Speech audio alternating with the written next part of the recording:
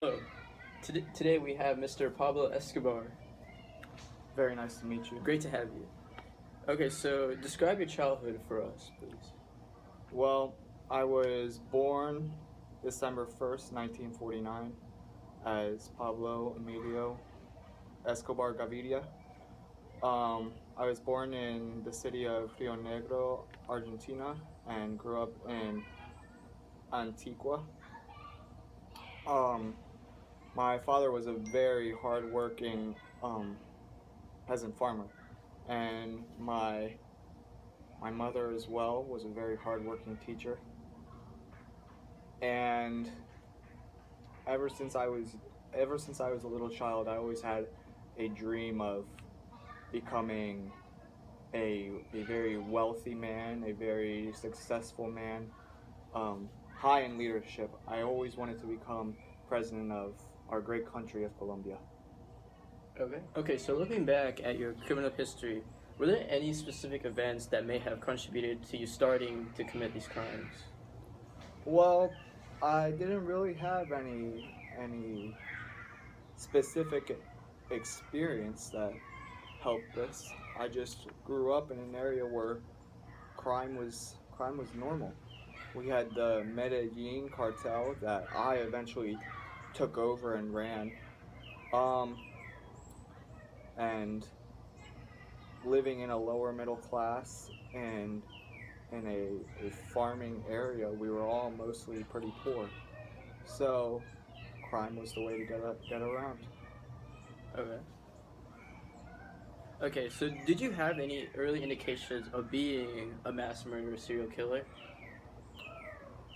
No, I don't believe that I had any real indications. I was never actually a murderer, you know? I always got people to do the work for me. It was just a part of my business. Um, I was always an active criminal, I will admit that.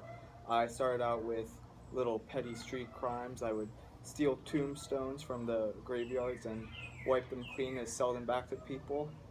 And really, my career took off when I started selling cigarettes with with a group of people during the Marlboro Wars, which was sort of like a ban of the sale of cigarettes in Colombia. So what is the highest level of education you have received? I have received a not a college degree, but I went to college in the University Autonoma Latinoamerica of Medellin, so in my home area. Okay, so give us your description of your work history in your criminal acts. Well, as you probably know, I was a prevalent drug trafficker and drug lord. I mostly dealt with cocaine.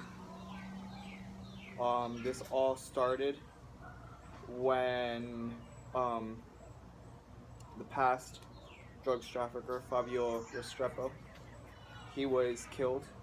Yes, I know that you've heard that it's by me. Um,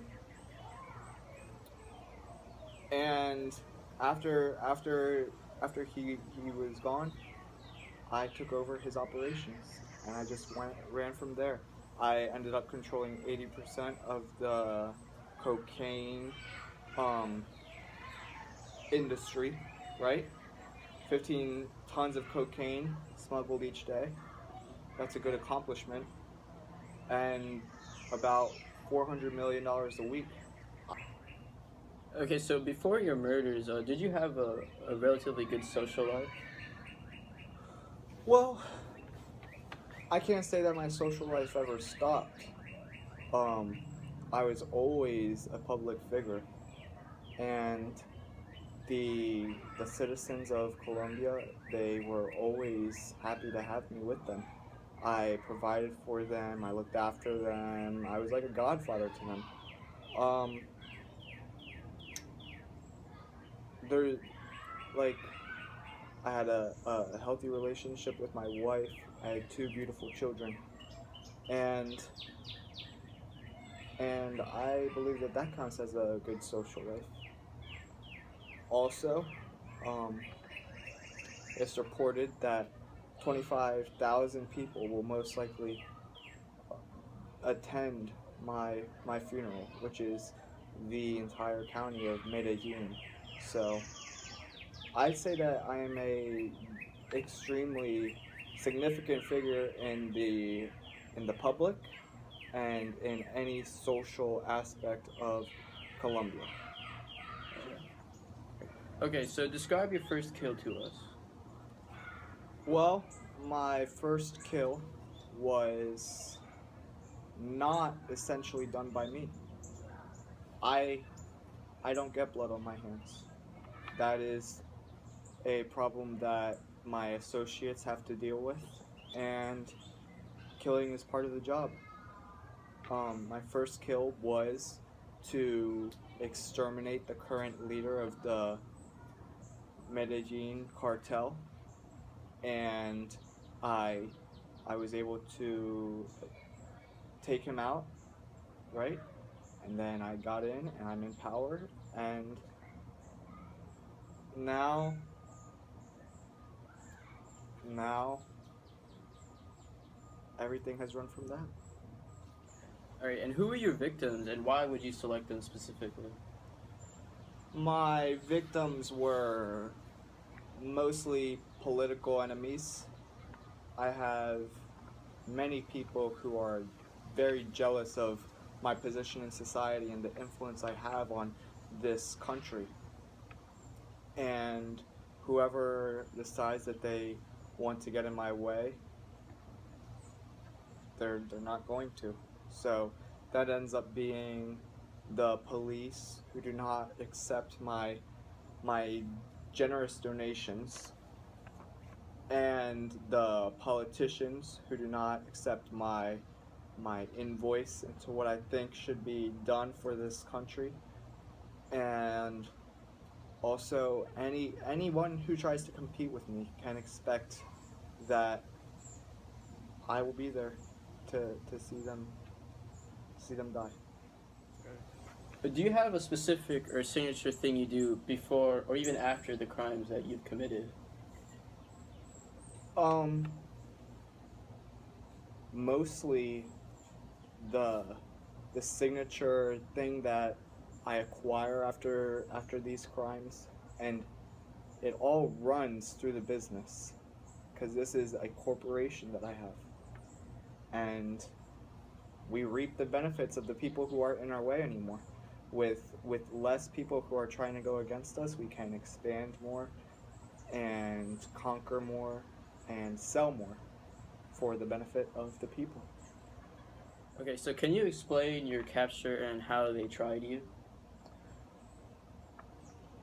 I I surrendered. I was not captured. I would never allow myself to be captured. I always knew what I was doing. I surrendered for the good of the people and because the government no longer wanted me in their hands. But there were conditions. This was in June 1991, and due to my surrender, I made sure that the legal issues that surrounded the extradition of myself and my family and my coworkers were all lifted. And I made sure that I only got the best when it came to prison because that's all I deserve. So I ended up constructing my own prison so that I could overlook the the beautiful country of Colombia, and I ended up naming it La Catedral, and it was highly guarded. Nobody would get in or out. And I also had the amenities that suited me, and it was a very good time. Unfortunately, the government tried to impose themselves upon me, and I ended up having to escape. And upon my escape, I was shot and killed.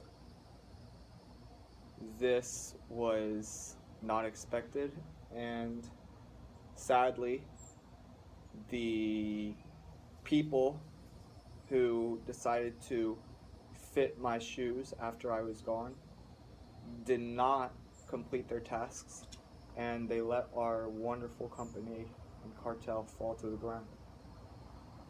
Okay. Okay, so I appreciate you for coming on today and telling us about you. My pleasure. Have- And it was a very good time. I enjoy talking about my life.